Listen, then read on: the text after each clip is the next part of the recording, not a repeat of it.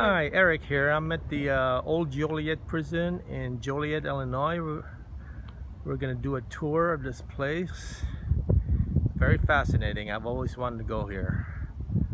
So this is the spot where we're supposed to meet. And this thing is huge. And this is, all these stones are quarried. It's like a castle almost. So we're going to start going in. Okay, this is the entranceway to the prison, so we're gonna check in. So we're waiting for the tour, and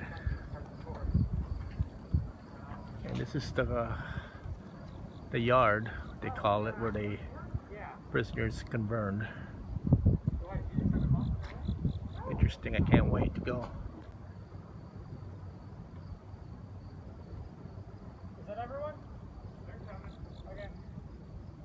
There's more people.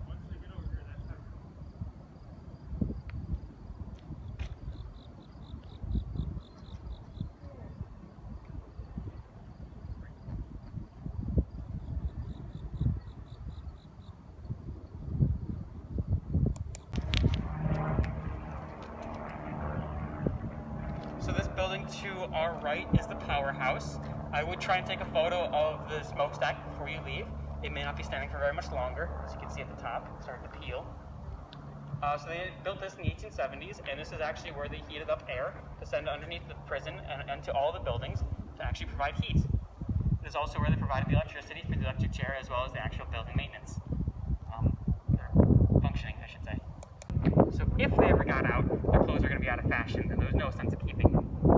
Especially since there'd be at an average about 1,200 inmates. There was no reason to have 1,200 cardboard boxes with clothing in them. So you had the ability to send it home with whatever money it came in with, or to donate it.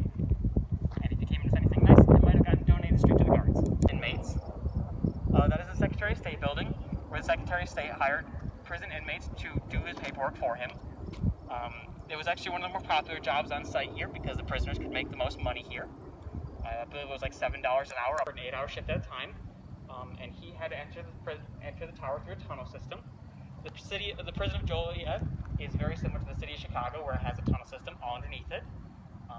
They were not accessible by the prisoners at any point, but they were accessible to the guards. There was a tunnel that ran all the way from the administrative building over there, all the way underground through here. Unfortunately for the guards, they had a habit of flooding on rainy days. We will be circling around that way on the way to Ghostly Solitary. So this to our left is the cistern. I asked that everyone please stay with the tour and the accessibility of limestone. Up until 1956, they did not have plumbing in the toilets, so the prisoners every single day would have to line up here to get fresh water. Wow.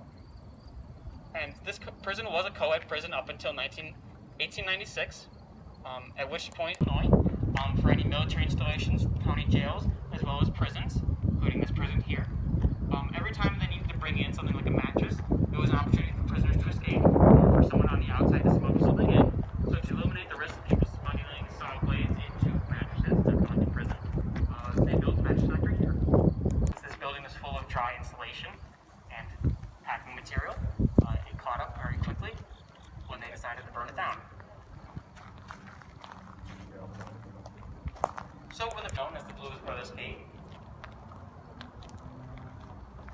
in 1980, when they filmed that movie, this gate was actually welded shut and hadn't been used in years. So they actually had to pay an extra.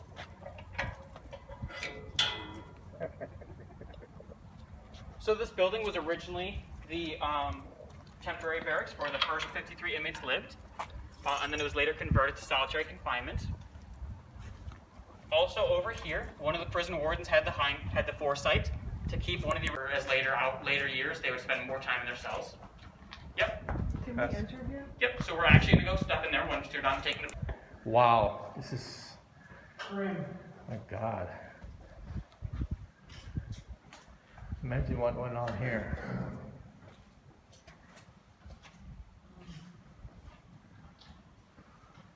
So solitary confinement also doubled as death row. So the second floors were death row They're all cells. Originally, this building would have stretched all the way down to that little tan building you can see through the window. And actually the electric chair would be housed in the building.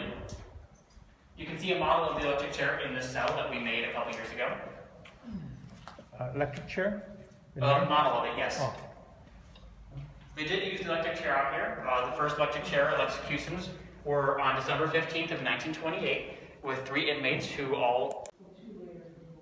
And some of the functions at times were if you continue to pack up in here, which pretty much just meant just bringing the nothing you could really do without yourself. Yeah.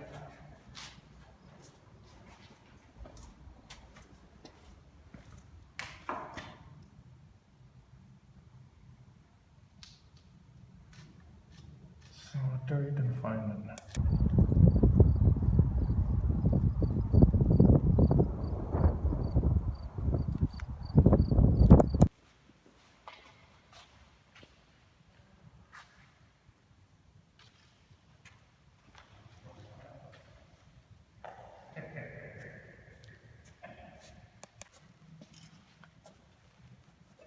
Oh, that door is open. Here, let me close that because I had put a girl on it.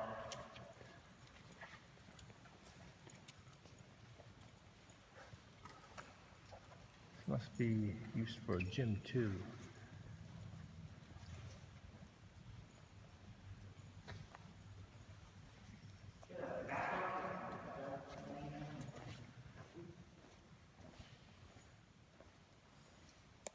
There actually used to be a prison cemetery across the street over by where the quarry is.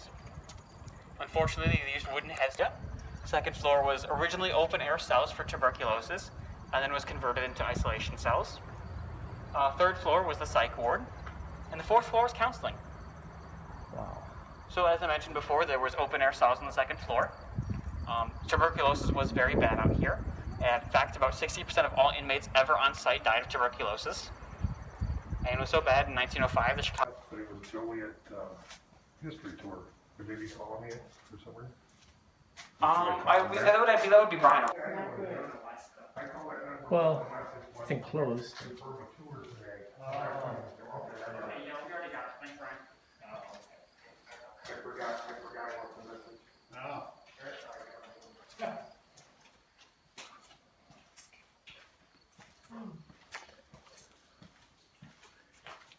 I think I found the dental wing. Really? Wow, look at all that stuff peeling. It's so Hey. cool. It's just paint. I know. It's so cool. I've never seen it in this bad condition. Oh my god. Yeah, these are definitely the... It's been abandoned for like 30 years without any windows and heat. It's also kind of decaying over the walls from the time.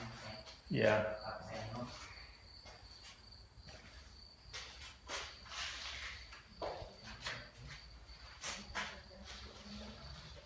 I'm in the hospital. Over there is a placard about the 31 riot, if you'd like to read it, or over here is a...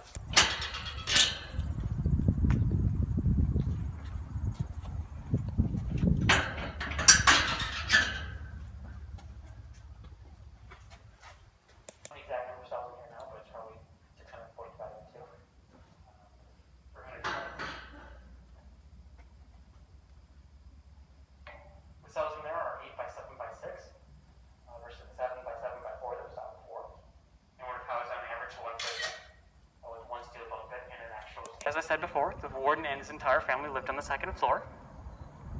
And they would have also had prisoner inmates that would have lived with them called trustees, who would have served as like house servants.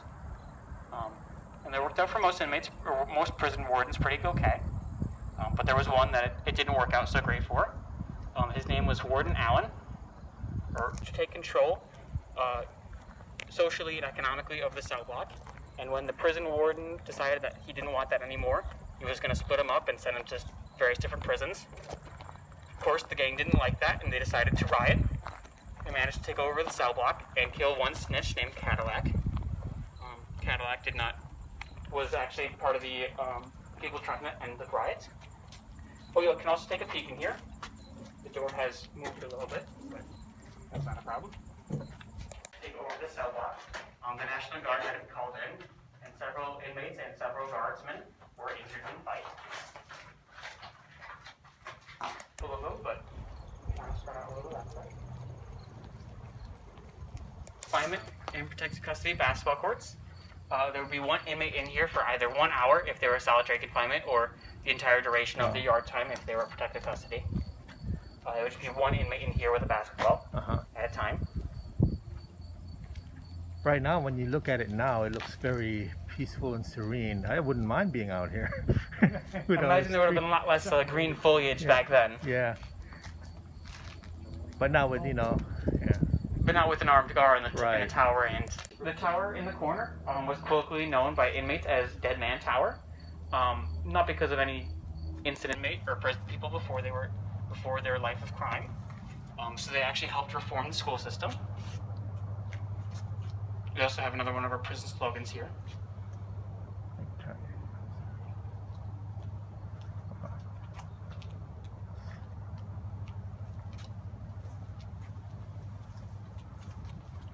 So if you guys remember the baseball diamond I pointed out building, also built in 1965.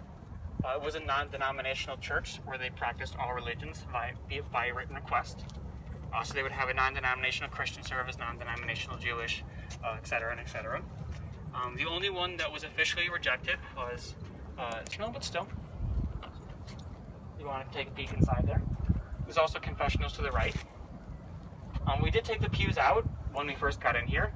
When we first came in here, into the prison. Also in here, they would have missionaries being based out of. So different rabbis and people would come through here with different books and pamphlets for the inmates. The custody inmates would have had their jobs at washing everyone's clothes. There would be one massive laundry cart that would go through the cell block, and you would have a mesh bag that had.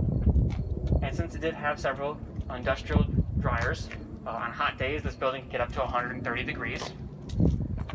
But thankfully they did air condition the library up above. About the port that you entered, the West Alley port. This is the main entrance and exit for the prison. This is where all the semi-trucks and trains would have come through here.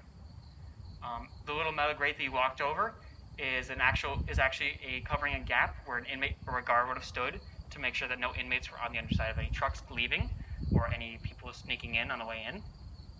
It's also where the most escape attempts happened, either with inmates trying to jump over the wall to get to the train track or the canal, or trying to squeeze in between the gates. In 1869, there was one escape attempt to happen. Thank you for joining the tour, and the tour is done. Thank you. Thank you Nice so having much. you. If you guys have any questions, feel free to ask.